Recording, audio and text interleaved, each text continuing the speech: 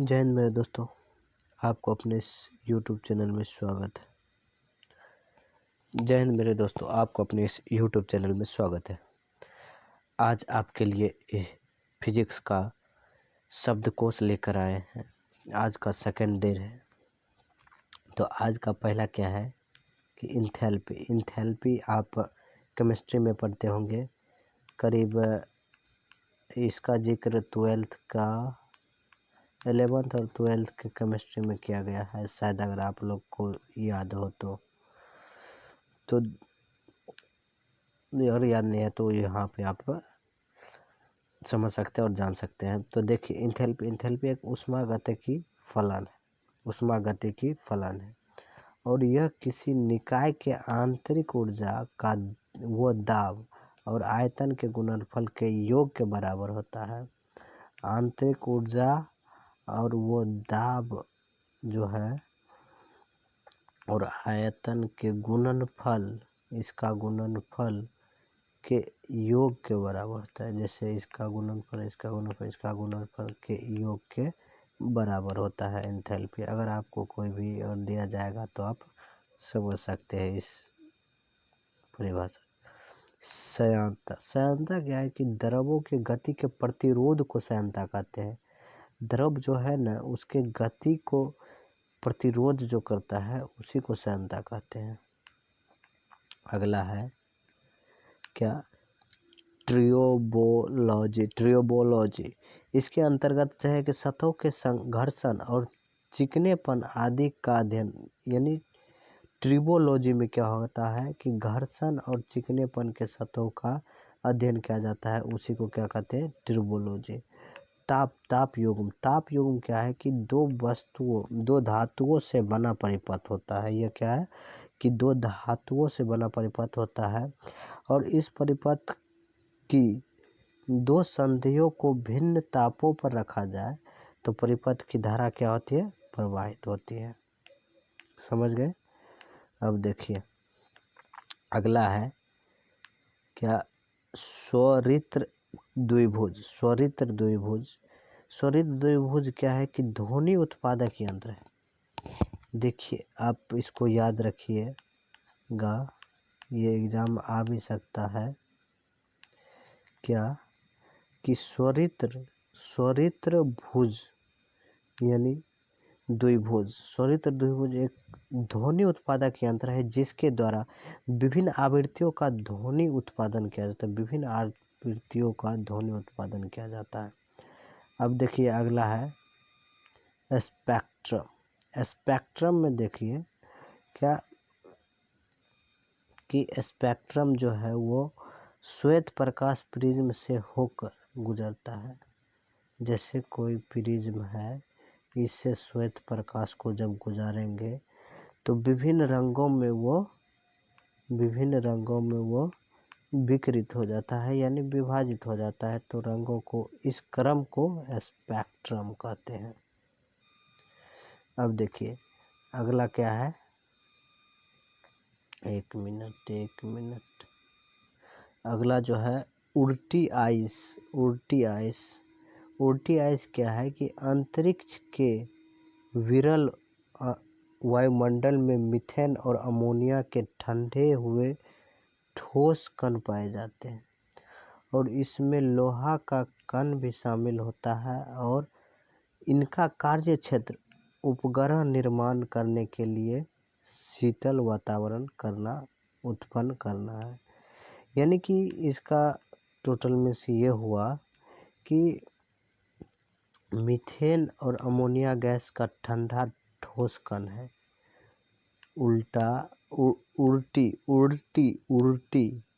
उल्टी आइस जो है वो क्या है कि मीथेन और अमोनिया का ठंडे हुए ठोस कण, और इसका जो है वो लोहा का कण भी इसमें है और उपग्रह निर्माण करने में इसका उपयोग किया जाता है कि शीतल वातावरण उत्पन्न करने के लिए, कि वहाँ पर आवश्यकता अनुसार शीतल वातावरण। और पलायन, ये भी आपको मेन है कि पलायन वेग, न्यूनतम वेग को पलायन वेग, जिस सबसे कम वेग हुआ न्यूनतम वेग, पलायन वेग कहते हैं। और जिसके द्वारा, या इसके दूसरे रूप में देखिए, जिसके द्वारा कोई पिंड पृथ्वी के गुरुत्वाकर्षण से बाहर निकल सकता है और यह इसकी गति पलायन वेग की गति 11.11/2 किलोमीटर प्रति सेकंड होनी चाहिए। अगर पलायन वेग में उसको जाना है तो 11/2 किलोमीटर प्रति सेकंड। अब अगला देखिए क्या है प्रत्यवर्ती धारा। प्रत्यवर्ती धारा में क्या है कि वह धारा जो विद्युत परिपथ में अपनी दिशा लगातार बदलती रहती है, अपनी दिशा लगातार बदलती रहती है। घरों में प्रत्यवर्ती धारा की आवृत्ति यानी कि ये 50 हर्ट्ज वाले जो है 50 हर्ट्ज वाले जितने भी बिजली है वो क्या है प्रत्यवर्ती धारा, समझ गए, जो घरों में लगाया जाता है। यानी कि वो विद्युत परिपथ को दिशा बदलती रहती है। आप इधर से इधर कर सकते हैं, वो प्रत्यवर्ती धारा। और दृष्ट धारा क्या हो गया कि दृष्ट धारा जो है वो सदैव एक ही दिशा में और जिसका परिमाण नियत रहता है, समझ गए। अब देखिए अगला है आपका यानी हाँ अगला क्या है कि बार। ये बार क्या है कि जब ये एक तो मापने का यंत्र है और किसका मापने का यंत्र है दाब का। तो एक बार बराबर 10⁵ पास्कल होता है। किसके बराबर होता है बार 10⁵ पास्कल। अब क्रिस्निका जो है कि जो वस्तु अपने ऊपर गिरने वाले सभी प्रकार के विकिरण को अवरोधित कर लेता है क्रिस्निका कहलाती है, जो अपने और अवशोषित कर लेती है। और अभिकेंद्री बल सेंट्रीपिटल फोर्स। अभिकेंद्री बल क्या होता है कि वृत्ताकार पथ पर घूमती हुई वस्तु पर वृत्त के केंद्र की ओर लगने वाला बल को क्या कहते हैं अभिकेंद्री बल। यहाँ तो परिभाषा से आप लोग समझ गए होंगे कि जैसे ये पृथ्वी है गोल है यानी यह वृत्त, इसके केंद्र की ओर जो बल लगता है तो वो क्या कहलाता है अभिकेंद्री बल। और अपकेंद्री बल क्या है और ये वृत्ताकार पथ पर नहीं घूम सकती, यानी बल के अभाव में वस्तु अगर बल का अभाव होगा तो वृत्ताकार पथ में नहीं होगा, जो वृत्ताकार पथ में हो नहीं हो सकता। अब देखिए क्या है कि अपकेंद्री बल क्या है कि जैसे वृत्ताकार मार्ग में घूमती हुई वस्तु पर केंद्र के बाहर की ओर लगने वाला बल अपकेंद्री बल कहलाते हैं। यह एक छद्म बल है। छद्म बल आपको पूछ सकता है, छद्म बल। तो छद्म बल किसको कहते हैं अपकेंद्री बल को। अब देखिए अगला क्या है कि कोशिका तत्व क्या है। कोशिका तत्व यानी पृष्ठ तनाव के कारण बारीक नली में द्रव के ऊपर चढ़ने या नीचे उतरने की घटना को कोशिका तत्व। यानी कोई भी जैसे तनाव पृष्ठ है उसमें बारीक नली के कारण अगर द्रव के ऊपर अगर कोई चढ़ता है या नीचे उतरता है तो उसी को कहते हैं कोशिका तत्व।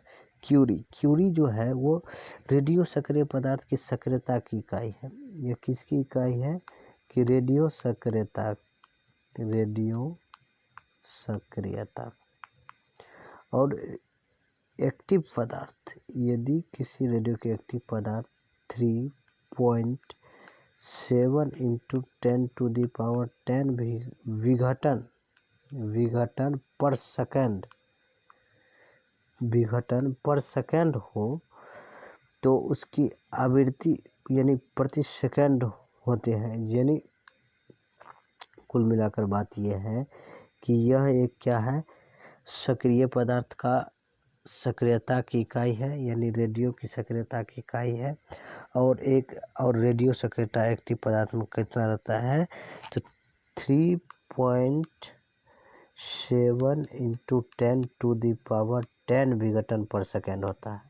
और डॉपलर क्या है कि डॉपलर जब किसी ध्वनि स्रोत या श्रोता के बीच अपेक्षिक गति यानी रिलेटिव मोशन जो होता है, तो श्रोता की ध्वनि की आवृत्ति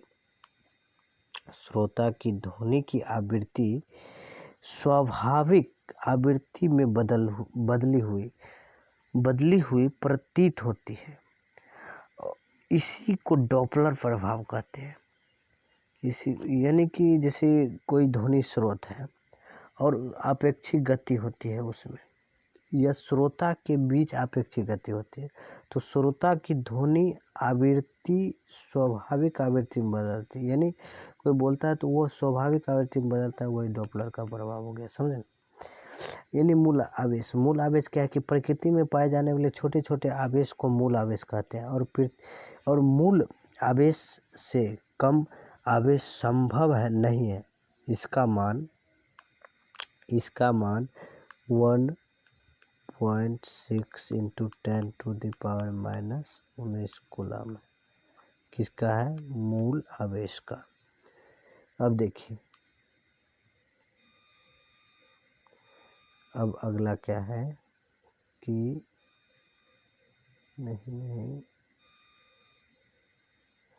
अब अगला है न्यूक्लियर फॉल आउट में क्या है कि जैसे जब परमाणु बम विस्फोट किया जाता है तो रेडियो एक्टिव आइसोटोप्स हवा के साथ साथ नीचे गिरता है। आइसोटोप जो हवा के साथ साथ नीचे गिरता है और पेड़ पौधे पर जम जाता है।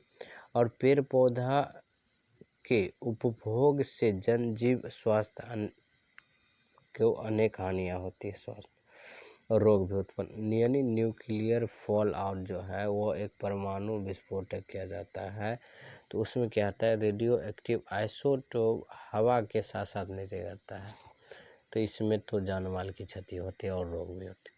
ब्लू आइस क्या है कि ये ब्लू आइस जो है एक ऐसी शुद्ध बर्फ जिसमें रोगाणु नहीं होता।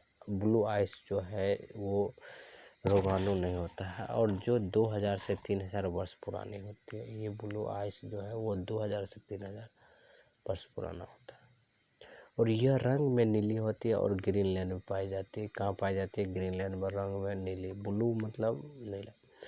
और ग्रीनलैंड के द्वारा विकसित देशों का निर्यात यानी इसका उपयोग व्हिस्की बनाने में किया जाता है। अब देखिए अगला क्या है कि कैरेट आप लोग जानते होंगे। जब कोई सोना लेने जाते हैं तो इनका जो होता है सोने का तोल, तो कहते हैं इतना कैरेट ये है। तो कीमती पत्थरों का तोल जाता है। कैरेट में क्या है कि कीमत वाली पत्थर सोना चांदी ये है जो कैरेट में तोला जाता है। शुद्ध सोने को 24 कैरेट कहते हैं। अगर कोई शुद्ध सोना है तो उसको क्या कहते हैं? 24 कैरेट। और कोई सोना 14 कैरेट का है तो इसका अर्थ है कि 14 भाग सोना और 10 भाग अन्य धातु मिलाकर है, ठीक है। लेकिन अब तो शुद्ध नहीं दिया जाता है, 22 कैरेट दिया जाता है। 24 तो कहीं कहीं चांस कम के बराबर है। अब देखिए, अब अगला है कॉस्मिक किरणें क्या है कि अंतरिक्ष से पृथ्वी की ओर आने वाले विद्युत आवेशित कण कॉस्मिक किरण। अब समझ गए होंगे कि अंतरिक्ष से पृथ्वी की ओर आने वाली विद्युत आवेश कॉस्मिक कहलाती है।